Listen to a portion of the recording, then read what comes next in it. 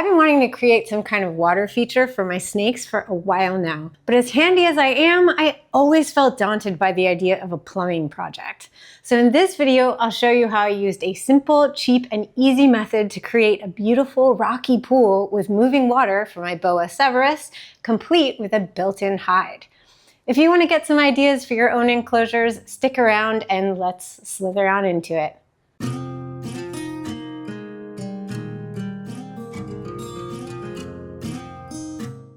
Most snakes don't like to drink from standing water in the wild, so in captivity, stagnant water bowls are probably rather unappealing.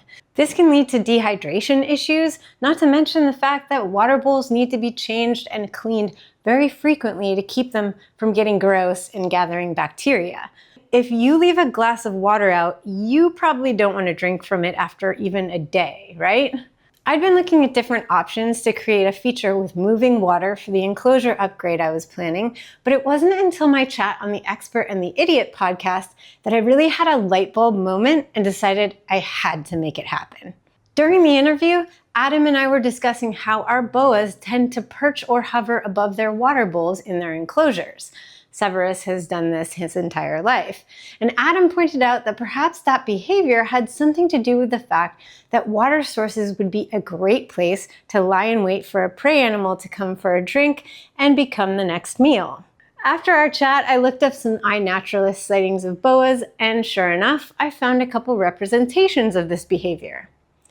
I wanted Severus to be able to either perch on a branch above a pool or rest on the rocks next to it, and I realized I could maximize that space by turning the rock next to the water into a hide. To make it accessible for cleaning, I'd need that hide top to be removable, and to conceal the ugly tub the water went in, I'd need to create a false rock surround that was likewise removable for cleaning and water changes. But I still wanted to avoid a complex plumbing project, so I figured out a way to make the water move and stay fresh with less frequent water changes. The functionality of the system itself is not only simple, but it's also pretty inexpensive, and I'll put a list of supplies in the description of the video so you can try it yourself. Now, of course, you don't have to build the elaborate aesthetics I did just to get the moving water feature. You could totally just use the tub alone, but I'm going to show you start to finish because the extra effort I put in really took everything to the next level, making it functional, beautiful, and most importantly, a way to encourage healthy natural behaviors in my snake. The canvas for the build was an 8x2x2 Apex enclosure, and if you're interested in getting one, you can use my new affiliate link in the description below and get a little discount off of your purchase while kicking a small amount back to the channel at no extra cost to you. They really are fantastic enclosures for so many reasons, not least of which is that their sturdy and modular design makes doing background and enrichment builds much easier to do. So let's dive into that step by step, but first, please make sure you subscribe, boop that like button, and make a note to check out the Snake Therapy Patreon and Discord server, where you can get access to ad-free episodes, community, personalized advice, and more. Thanks for being here, and let's get to building. I started off by cutting XPS Insulation Foam Board using my Jigsaw with a fine-toothed blade. The finer the teeth, the less mess there is. I temporarily joined my pieces together using Toothpicks, creating a frame that was just slightly larger than my water tub. I wanted to make sure it was easy to pull the tub in and out for cleaning, so next I carved out some of the foam around where the handles would land.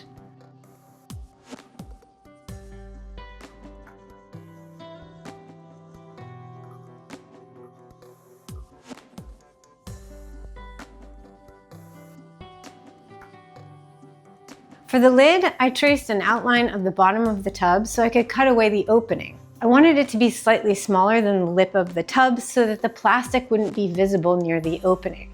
Then I used my hot knife to carve out the hole. Don't forget to wear a respirator. I made sure to check the fit to see if the hole was the size I wanted it. As you can see, the piece of foam for the lid is longer than the part with the tub to extend over the hide. For now, it would stay one solid piece so that the layout and initial fabrication would be easier. To join the frame together, I used a serrated blade to rough up the edges that would meet each other, and used Lexel adhesive to adhere the pieces together. Since doing this build, I've actually learned that it's best to use a little soapy water to smooth out and spread the bead of glue before you press the pieces together. I used a carpenter's square to help keep my pieces at right angles when I joined them, adding toothpicks for extra help while the glue cured for 24 hours. Leaving the toothpicks inside is going to make for a stronger hold, so I actually used some wood to press them as far in as they would go. I've poked myself on toothpicks that were left sticking out many times, so I've tried to be more conscious of this lately. Otherwise, make sure you go around snipping off the ends of your toothpicks after your glue cures to avoid bleeding on your work. While the glue did its job, I got to work on the lid. I made sure the back edge was aligned with the back of the frame, since that side would be placed flush against the enclosure wall. Then I used toothpicks to keep the top from shifting while I worked. I used my hot knife to make the watering hole look a little bit more natural. I had the tub inside while I worked, so I didn't accidentally carve away more material than I wanted to.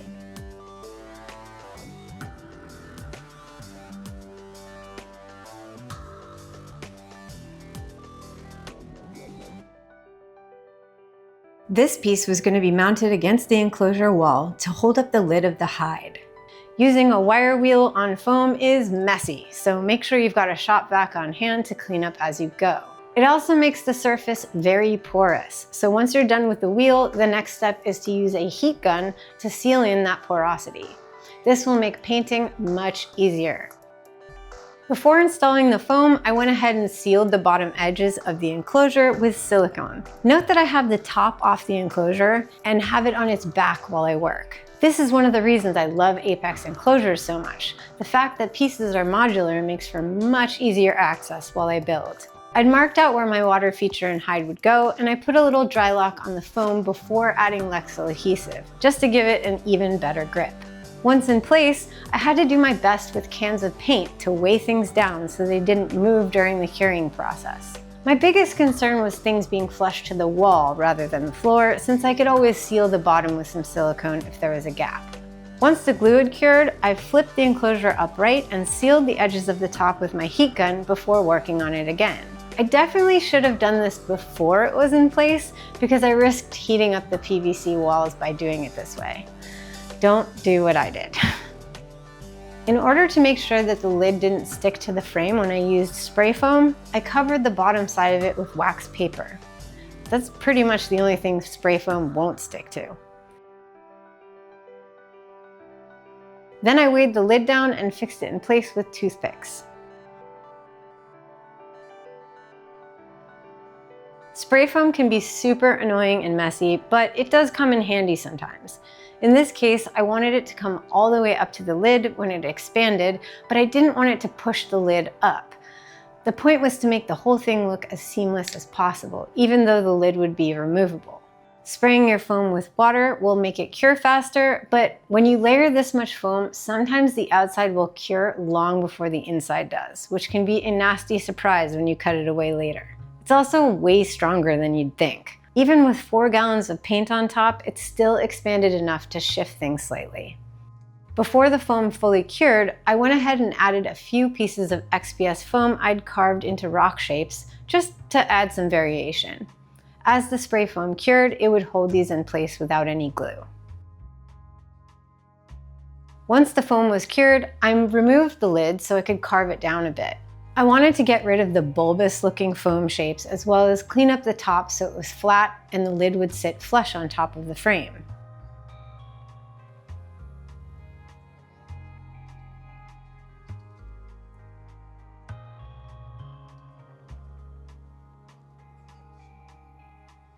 Then I added some more pieces of XPS to the top of the lid to create a more natural look.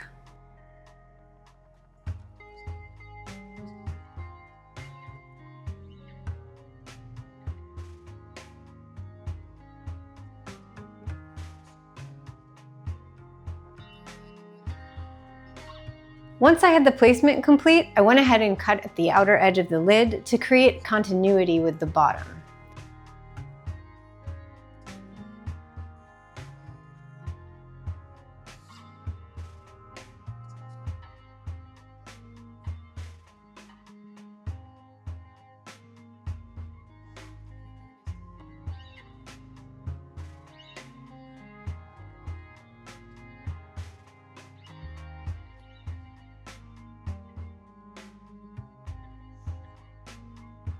Now that the primary shape was done, I marked out where I would cut the lid in half. It needed to land in the middle of the frame, so there was support for both the lid of the hide and the lid of the water feature. Using the back wall as my anchor, I used my carpenter square to draw a line where I would cut, making sure to double check that it was dead center on the bottom structure. Before I cut the lid though, I used Drylok, a serrated knife, toothpicks, and Lexil to permanently adhere all the parts together. It's very helpful to number your pieces when you have a lot of them and to outline their arrangement so you know exactly where to replace them when it's time to glue them.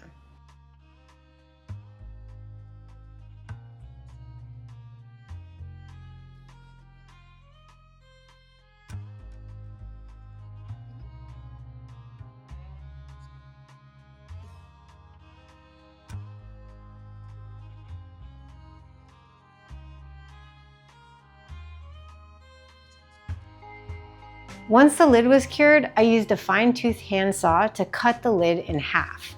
This was a delicate business. I couldn't use my jigsaw or my bandsaw due to the size and the depth of the piece, and my hot knife would have melted the seam more than I wanted it to. So good old handsaw was what I went with. It took a while because I wanted to make sure the seam was as clean as possible.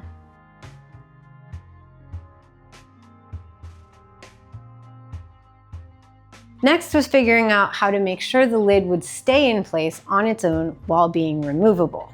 If there was nothing to keep it in place, a heavy-bodied snake like Severus could easily shove it to the side by accident. So I decided to use fluted dowels as pins from the lid into the bottom. Placement would be a little tricky though. I marked out where the hide lid landed on the frame, checked that my dowels would be an appropriate size, and started off by poking holes with toothpicks where I might want them to land. Then very carefully slid the lid down onto the toothpicks, making sure it was flush to the walls so I could mark where the matching holes in the lid would be. This was not an exact method. I knew there would need to be a little wiggle room, especially because I planned to add epoxy clay later.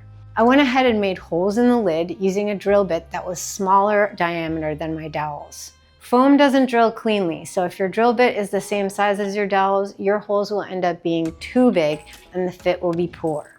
Next, I went ahead and glued the dowels in place with Lexil adhesive.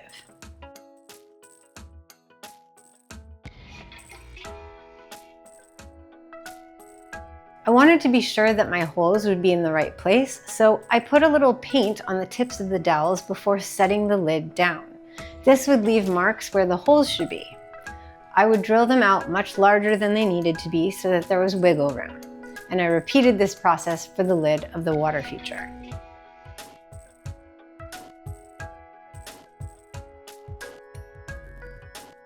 Time for the fun part, working with Zoopoxy epoxy clay.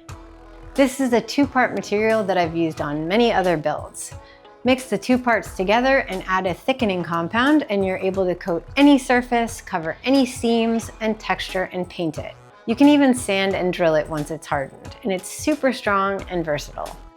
I could have just painted over the foam, but I prefer to create a more natural looking surface, and the spray foam absolutely devours paint. It's very hard to get it into all the holes and cracks. Zoopoxy makes painting a breeze and removes the need to paint a million coats just to cover your surfaces. You apply the Zoopoxy in stages. You have about 45 minutes to an hour before it becomes too difficult to work with, so you don't want to mix up a larger batch than you can use before it starts to harden. I decided to add clay over the top of the frame of the water bin and the hide to create a hard surface where the lids would land. And I even put it inside the holes I drilled for my dowels to seal in the porosity, and then drilled them out again once it had cured. Before the clay hardens, you'll do your texturing. In this case, I started off with a broken rock. I usually follow this up with sea sponges as a final touch, but any clay tools or even tooth or wire brushes will work. Make sure you're dipping your tool in water as you use it to keep the clay from sticking to it.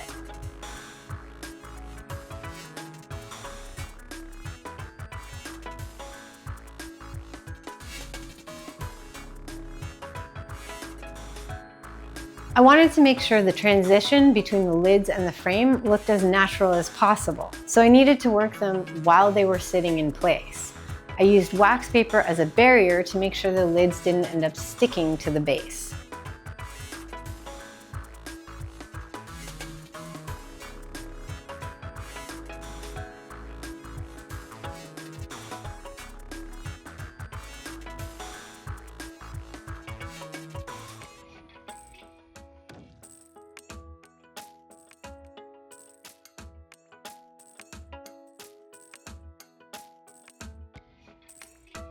Another cool thing about Zoopoxy is that you can build on top of it.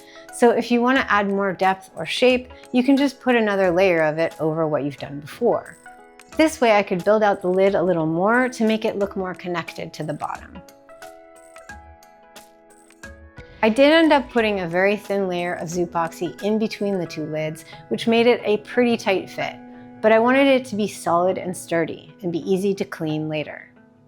I used Drylok to paint inside of the tub frame and the hide and went to work on the washes for the rock that would be visible. Since the Zoopoxy was a pretty perfect base coat color, I started with my black wash, letting the color build up in the cracks and crevices and areas that would be in shadow. Pro tip that I learned after this is to have a hairdryer on hand to speed up the drying process of your wash coats so you can go faster. Once the surface gets really wet, your color will stop building up. So giving it a once over on the low setting on a hairdryer will allow you to do another coat sooner. After the black, I went in with some browns as well. The more colors you use, the more natural the rock will look. And after that, I did some light dry brushing of an off-white color to highlight the texture. This really makes your texture details come to life. Finally, I used some greens for a mossy finish, also using the dry brush method. I was a little disappointed with my moss color, to be honest. I found it to be a little too bright for my taste, but I used a couple different greens and let it be what it was. The paint always looks brighter before it dries, and the sealant usually takes it down slightly too, but this time it stayed a little too vibrant, so lesson learned. Add a little bit more brown and yellow to warm up the color a bit.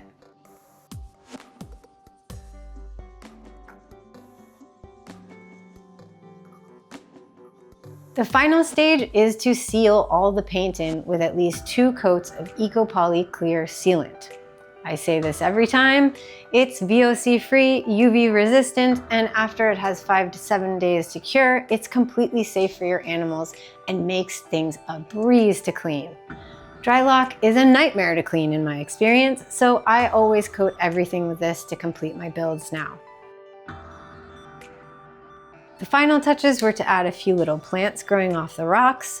Hot glue can work, although it's not always reliable, so you can also drill holes and put the glue inside of the holes before inserting the end of your plants. You can sort of see that I added some extra ventilation on the wall next to the water feature to increase the airflow in the enclosure as well. Here's our simple method to use for making the water bubbling and moving and fresh. I took some activated carbon pellets, often used in fish tank filters, and put those in a mesh media bag that I would place in the tub. The carbon will absorb impurities in the water like chlorine, organic chemicals, and VOCs. I normally use purified water for my snake's water bowls, but this might allow me to use tap water, which would not only save me some money, but as you'll see on the water change, it would make it a lot easier too. You need to rinse and soak the pellets really well before you put them in, ideally in RO or purified water. I bought a small fish tank pump, which would move the water constantly, not only keeping it a little fresher, but making it more attractive as a drinking source. I ran the cable up the wall and opened up the top of the enclosure to pull it out and plug it in. Apex enclosures have notches carved into the top for this very purpose. For the first go, I decided to go ahead and use the purified water. But as you'll see in a moment, I have a really easy way to fill it up using the tap for the water change. Something very important that I forgot to show you during the build is that in order to allow my lid to sit flush once the pump was in, I needed to carve out a section underneath for the cable. I decided to do this because I didn't want to do any plumbing or cut a giant hole in my enclosure for the cord. And voila, we've got a little bubbling pool that will stay fresh for a week or two. Now let's talk about how to change the water easily. I got 3 of the same size bins to have on hand, and this would allow me to easily swap them out when one needed to be cleaned. I got my extra tub ready, and I bought this aquarium water changer that has a 30-foot hose on it, so it reaches my bathroom and connects directly to the faucet. An even simpler method would be to just get a little one of these without the faucet attachments and use a bucket, but this really does make things so much easier and you don't have to carry heavy buckets of water. Run the hose to your sink and use the quick change attachments to connect it to your faucet. This one comes with several connections and will connect to most any faucet in your home really easily.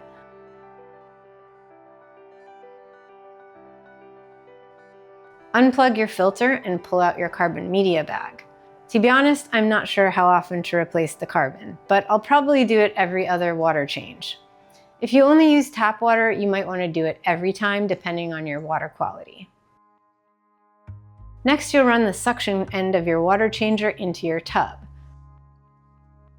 Turn on your faucet, then flip the lever, and it'll suck the water out into your sink and down your drain.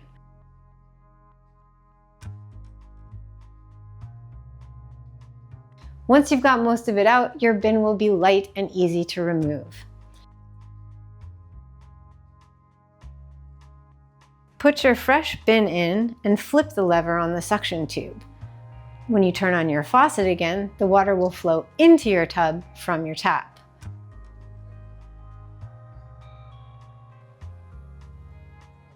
Put your lid back on, turn your pump back on, and you are done. Super easy.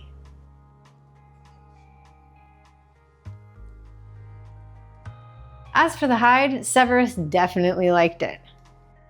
Building it to have a separate lid from the water feature was definitely a great idea, as it's much less cumbersome to lift up and will make it easy for me to clean when I need to do so.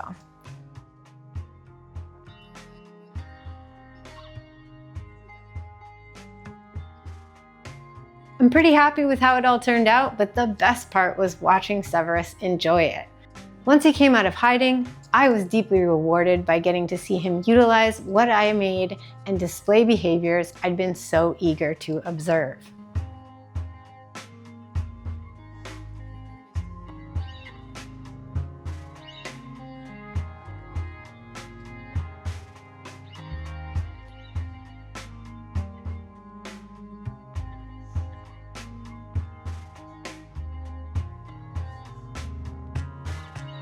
So I hope all this gave you some ideas and inspiration for how you can create art out of enriching your animals' lives. Building these habitats isn't just good for him, but it gives me a mood boost too, because I have a little piece of the jungle to look at every day. That's snake therapy. As we are of service to them, they're of service to us.